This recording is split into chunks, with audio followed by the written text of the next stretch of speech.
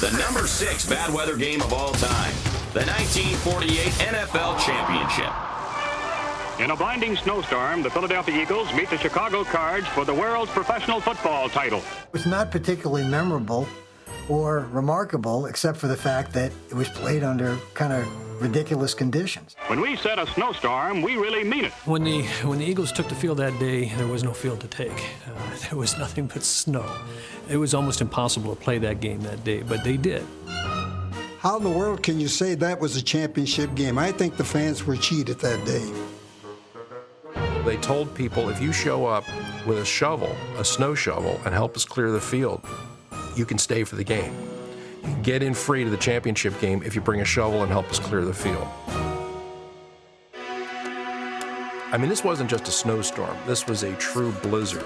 There was so much snow piled up on the tarp that the grounds crew, the stadium workers, couldn't move it. So they had to go get the two teams out of the locker room to come out. And the players and the grounds crew remove the tarp. Off comes a huge tarpaulin. Even the players lend a hand. Now, can you picture this today? I mean, can you picture at last year's Super Bowl going in and telling the Colts and the Bears, hey, could you guys come out and help us squeegee off the field, get the water off here so we can play the game? I mean, that was pro football in the 40s, and the players didn't think anything of it. So you've got kind of a makeshift field made. The officials are sort of estimating where yard lines are, whether a first down has actually been achieved. And then there's no scoring for 3 periods till about 5 minutes into the fourth quarter when Steve Van Buren scores a touchdown after a turnover, and that's it. It's a 7-0 game. And the Philadelphia Eagles become the 1948 world champions by a score of 7-0. What makes that game really interesting is the story of Steve Van Buren.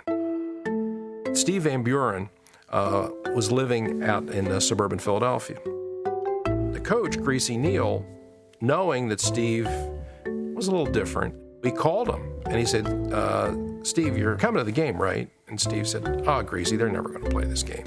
He said, Steve, it's a championship game. I think you really ought to try and get there. So Van Buren goes and couldn't get his car out of his driveway. Van Buren goes up and takes a bus to 69th Street in Philadelphia. There transfers to the Market Street L, takes the Market Street L to City Hall, and transfers to the Broad Street Subway, takes the Broad Street Subway up to Lehigh Avenue, and then gets off at Lehigh Avenue and walks 6 blocks through the snow to the stadium.